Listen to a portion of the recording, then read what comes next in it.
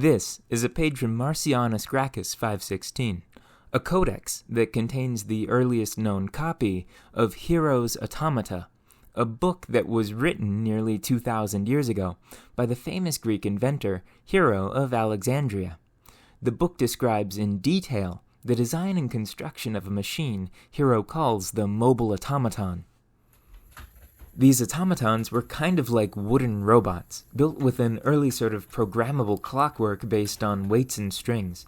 They could move under their own power, steer themselves along pre-programmed paths, and even perform all sorts of mechanical tricks, from playing instruments to lighting fires.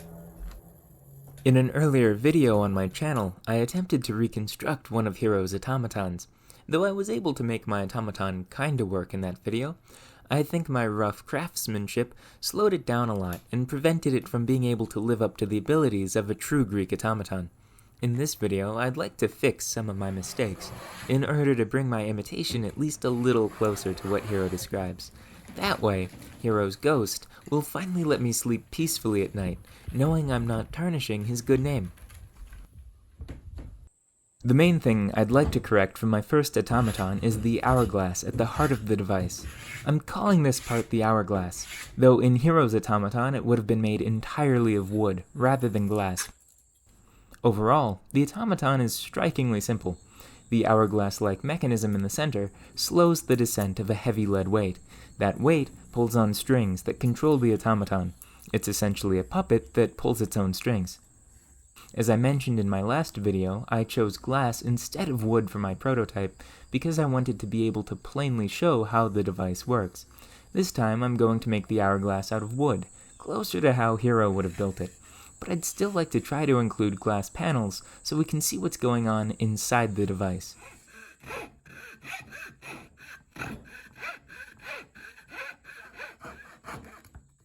The mobile automaton is one of two kinds of automata G.E.R describes in his books.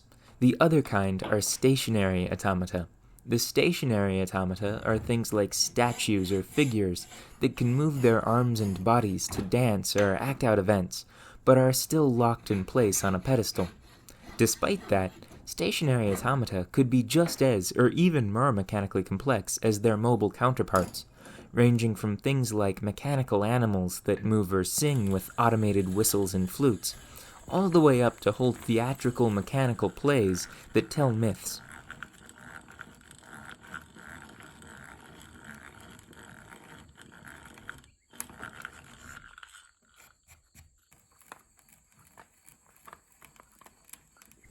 To be clear, my mobile automaton is based on just the drive mechanism of G.E.R's automaton, the part that is programmable and steers itself. G.E.R's full automaton was a much larger and more complex device that could have everything from automatic wine fountains to self-playing instruments built on top of this drive mechanism. Many of the devices built on top of the mobile automaton were themselves actually stationary automata that took on a new life when freed from their stationary pedestal.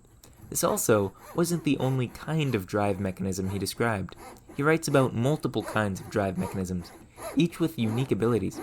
He even describes different power sources, like using catapult springs instead of weights. If you're interested in reading what G.E.R himself wrote, I'll link to Dr. Francisco Grillo's recent translation in the description below, with the rest of the sources for this project. Dr. Grillo's work is fantastic. Beyond translating G.E.R's automata into English, his extensive work in providing context and commentary made it much easier to interpret G.E.R's often difficult-to-understand design descriptions. The University of Glasgow has made this translation freely available for everyone as a PDF, and this project would not be possible without it.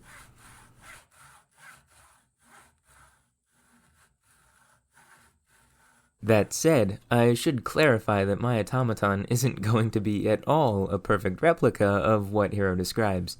Even after reading the book numerous times, I still find myself slapping my forehead and catching things I missed or misunderstood while trying to make sense of G.E.R's writing. Just like many modern mechanical engineers, he's a brilliant mind, but isn't the best at using his words. He tells us generally where parts should be relative to each other and gives us advice on how to make it all work well, but his descriptions can be tricky to figure out. Along with this, he only rarely gives specific dimensions and almost never describes joinery. His book is really meant to be more guidelines than specific instructions, so a lot of the little details in this project come down entirely to my own design decisions. For example, I have no idea how big the hourglass should be. He doesn't say. Nor does he say how long his automaton goes for or how far it can drive. So I won't really be able to tell if my automaton even remotely approaches his automaton's performance.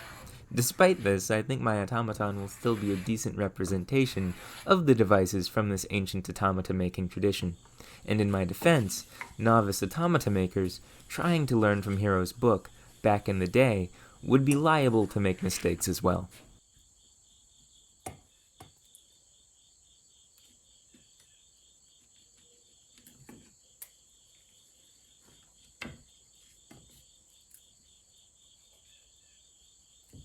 You may have noticed I called it an automata-making tradition, and it really was a tradition, though Hero's book is the only surviving text that describes how mobile automata actually work.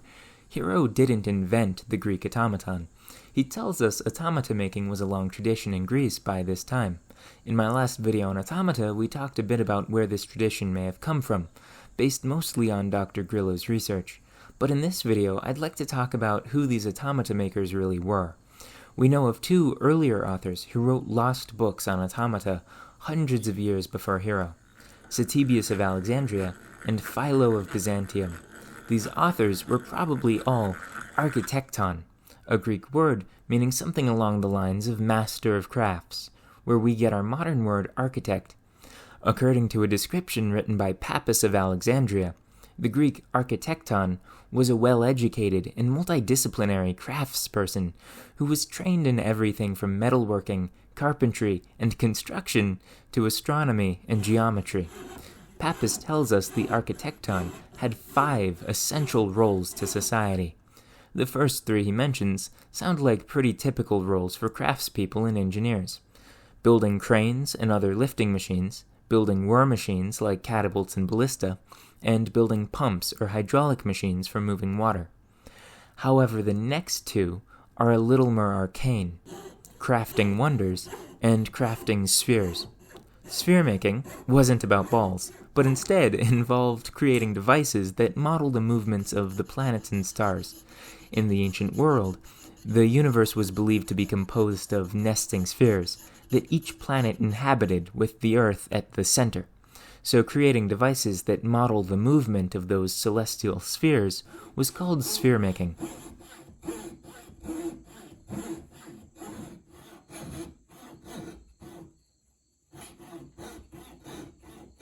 The Roman author Cicero, in his dialogue De Republica, discusses the societal ramifications of an astronomical sphere built by Archimedes. According to Cicero's dialogue, Archimedes' sphere was built so that when the user entered a date into the mechanism, the models of the celestial bodies would arrange themselves to reflect where they would be on that day. This seems to be pretty much exactly how the mysterious Antikythera mechanism works.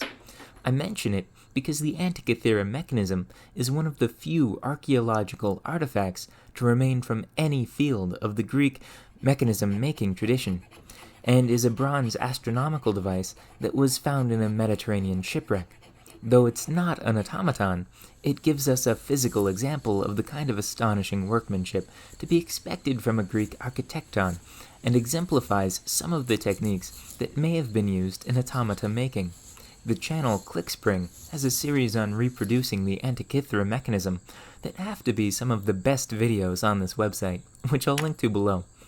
Interestingly, the spheres Pappus describe are supposed to act by themselves, moving continuously powered by flowing water, whereas the Antikythera mechanism is entirely manual. This makes me think the sphere Pappus is familiar with are sort of a cross between the Antikythera mechanism and a Greek water clock, and might be a sort of astronomical clock to keep track of where all the planets are supposed to be at any given time.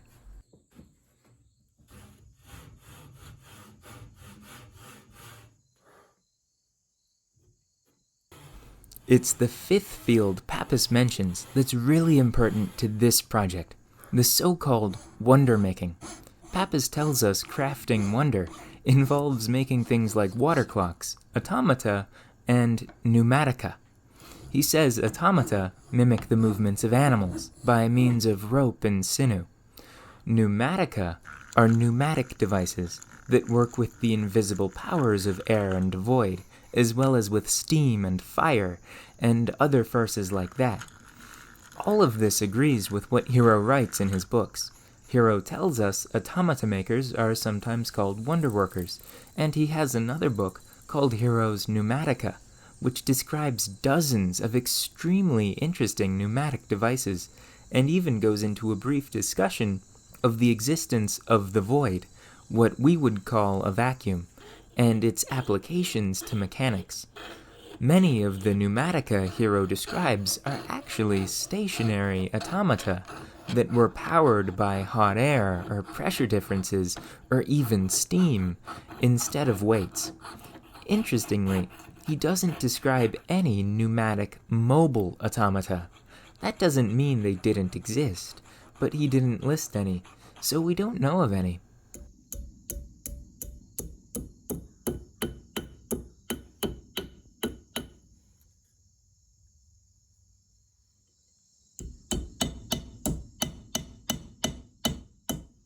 The other kind of wonderworking, water clocks, shouldn't be ignored either. What's crucial for all of G.E.R's automatons to work, be them mobile, stationary, or pneumatic, is that you have a way to carefully release the energy of whatever power source you're using. The devices that do this are essentially timekeeping devices, machines that regulate the release of energy over a specific interval of time. In medieval and Renaissance clockwork, very sophisticated devices that do this would come to be known as escapements. This is really what makes automata a type of early clockwork in my book, and it makes perfect sense that the same Greek mechanicians that worked on automata also worked on water clocks. The hourglass acts like a very simple sort of escapement, turning the one event of a falling weight into a drawn-out chain of events of the automaton moving and turning.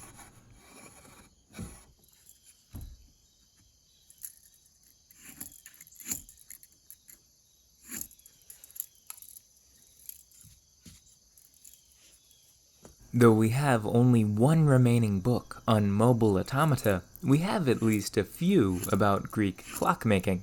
For example, while Philo's automata has been lost, we still have at least some of Philo's writing on water clocks and other similar devices, as well as some water clock designs attributed to Ctesibius and Archimedes, who all probably lived around the same time as Philo in the 3rd century BC.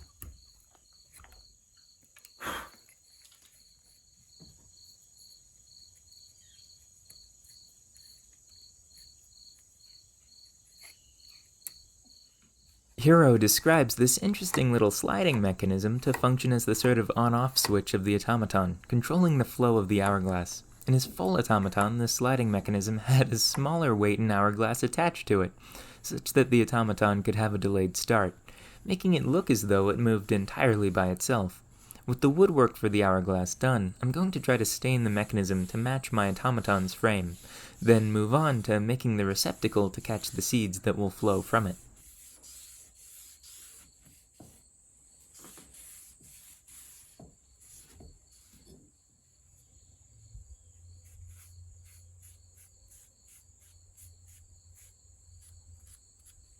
Water clocks are an extremely ancient device. They go way back. Normally, they just work by letting water flow out of one vessel and into another vessel, much like an hourglass that uses water instead of sand. However, our Greek Architekton's water clocks were elaborate devices, much more like analog clocks, and incorporated all sorts of mechanisms to allow them to regulate water pressure precisely, make them run continuously, or to have analog dials for reading the time. One of Hero's devices that I can't help but mention from his Pneumatica is an alarm clock that uses a siphon and water pressure to automatically play a whistle once the water clock's basin has been filled all the way. What I find especially interesting are the mechanisms that let the water clocks run continuously. Obviously, a big problem with the mobile automaton is that once the seed has spilled out of the hourglass, the device stops, so it can only operate as long as the hourglass can last. However, the same mechanisms that could let a water clock work continuously could at least let stationary automata work continuously, and some of Hero's stationary automata from the Pneumatica were built to run ad infinitum.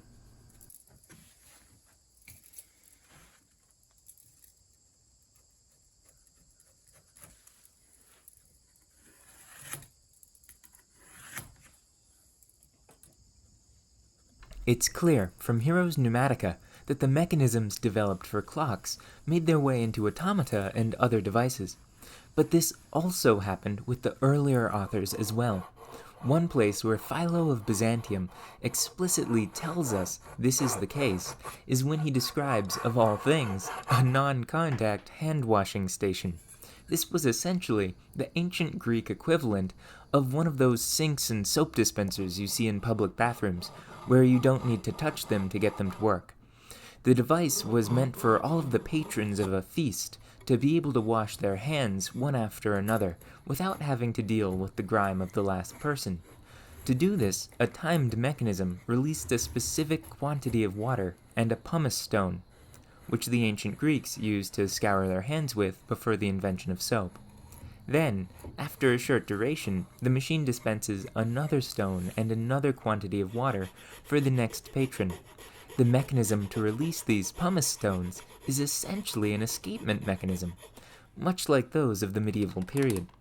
What makes this especially interesting is that when Philo describes it, he tells us to build it just like we would for the clocks that use them, indicating that not only did Greek water clocks use escapement-like devices, but that wonderworkers were eagerly applying those devices to whatever they could imagine.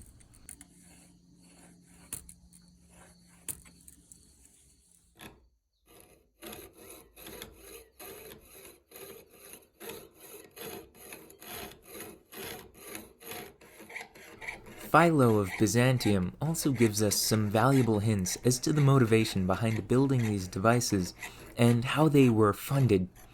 Though Philo was born in Byzantium, he lived and worked in Alexandria, just like Hiero and Ctesibius. In his writing on catapults and ballista, he wrote that the Ptolemies, the dynasty of Greek pharaohs who ruled Egypt after it was conquered by Alexander the Great, funded the work of the mechanicians in order to refine the science of war machines. Automata and the other wonderworkings, along with just being a fun way to explore mechanical principles, were undoubtedly popular commissions by rulers like the Ptolemies, things that could impress guests at private feasts, or that when displayed publicly at theaters or parades, could be used to inspire faith in a ruler. They could also have a religious element. Many of Hero's pneumatic devices were built specifically to appear miraculous or even devotional to a religion. Hero's automaton is no exception. That wine fountain I mentioned was actually an automated wine sacrifice, pouring a libation to honor a god. He even calls the automaton a moving altar, and much of the device's construction is hinged on making it appear miraculous. Its mechanisms are all meant to be concealed beneath an outer shell, as to hide how the machine is able to move on its own. And hilariously, one of the few notes Hero gives us on actually sizing the automaton is that we're supposed to make it small enough that no one who sees it we'll think there's a person hiding inside, controlling it.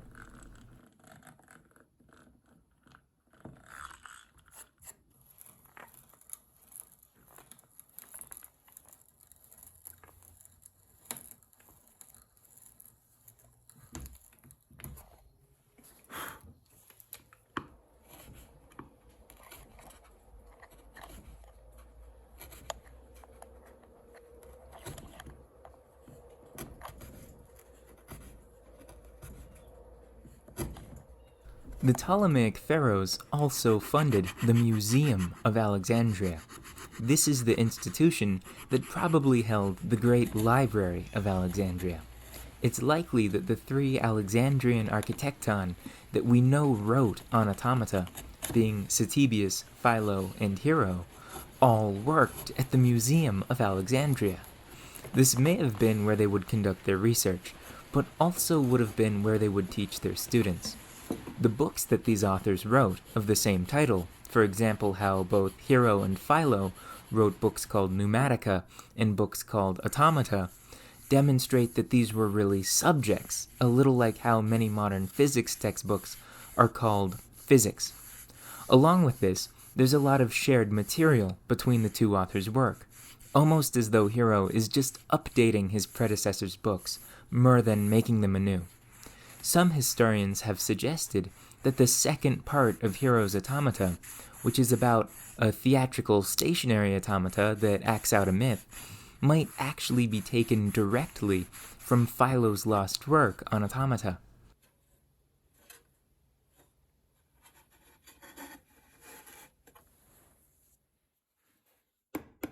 I should clarify that the Ptolemies funded the museum in Philo's time, even though he may well have worked at the same Museum of Alexandria that Philo did. Hero lived in a very different Alexandria than Philo did, as in between their lifespans, Rome had invaded Egypt and taken it for the empire. We're not totally certain when exactly Hero lived. He's been dated to the 1st century AD, because in a book he wrote on astronomical measuring devices, he discussed an eclipse which took place in the 1st century AD. However, because those measurements weren't necessarily his, all it means is that he had to live sometime after the eclipse. We have better dated authors who mention Hero a century or two later, so we know he had to be writing sometime in between the eclipse and when those authors wrote about him.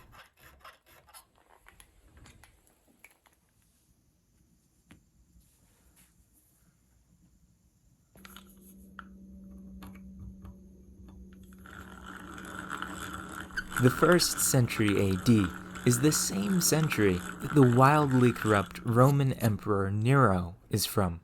Nero is the perfect example of a ruler who was fascinated by these works of wonder and was eager to use them to impress his friends.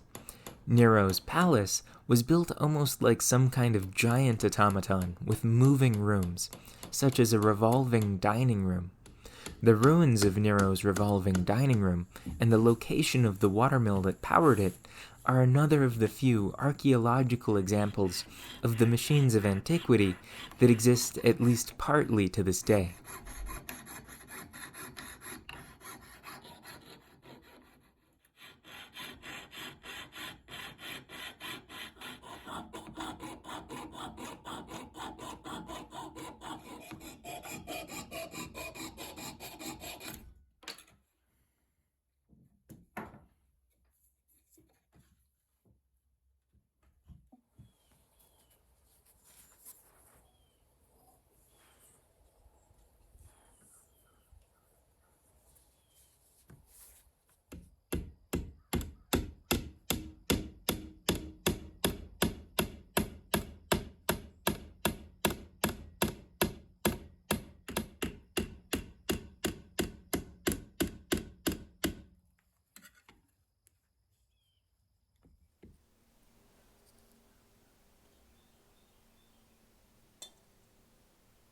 With the brackets and pins that will hold everything together complete, I mixed up some clay and flour paste to use as a grout to help seal the glass panes of the hourglass into their grooves.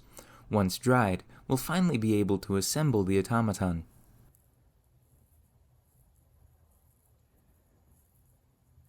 To begin, I shut the slider on the hourglass and wedge it in place.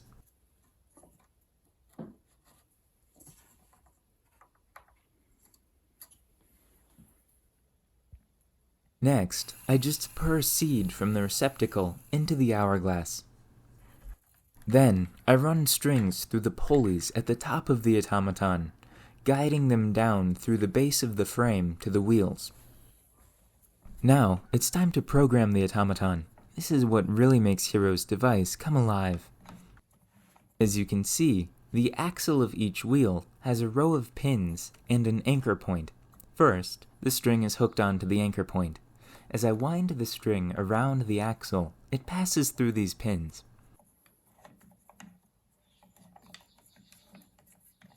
Pulling the string rolls the wheel. When wound this way, the wheel rolls forward and would push this side of the automaton forward. The clever part is that you can hook the string around any of the pins, which lets you change the direction you're winding. If I wind half one way and the other half the other way, when I unroll it, the wheel moves backwards and then forwards.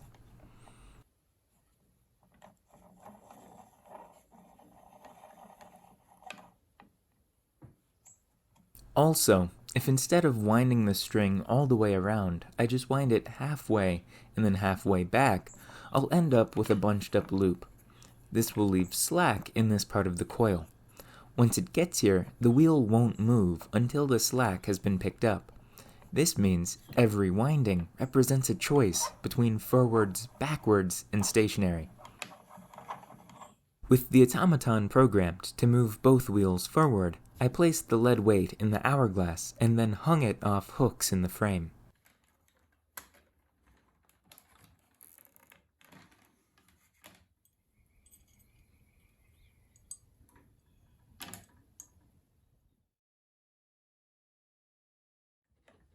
Now, I slide in the seed-catching box so that its notches and channels line up with the hardware on the base.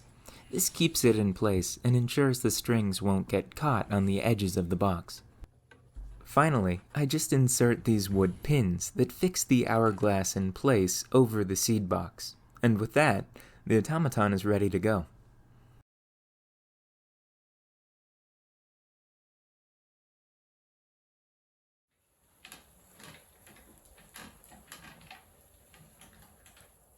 As the automaton began to move, I was immediately shocked by how absurdly fast it was.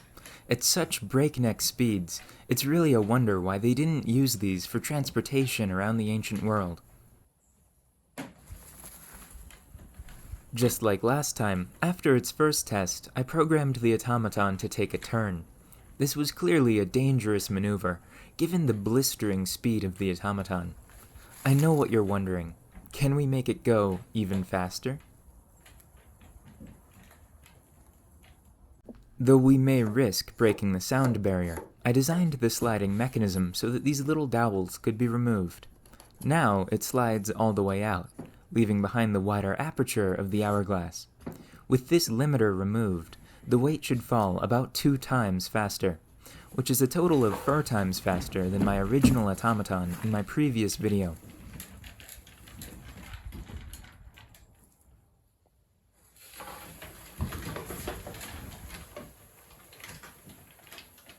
I'm not sure if I prefer the faster mode or the slower mode, and I went back and forth between the two while trying different programs.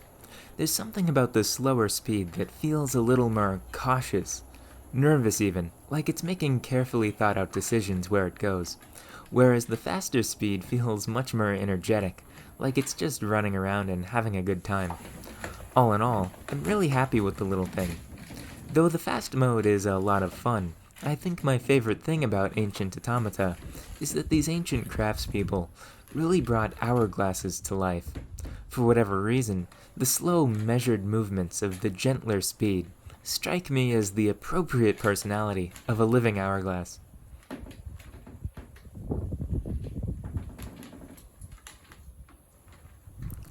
As always, thanks for watching.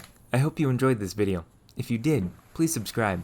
If you know anyone who you think would like it, sharing it with them would be doing me a solid. If you have any questions, comments, or corrections, feel free to comment below. Thanks again, and bye!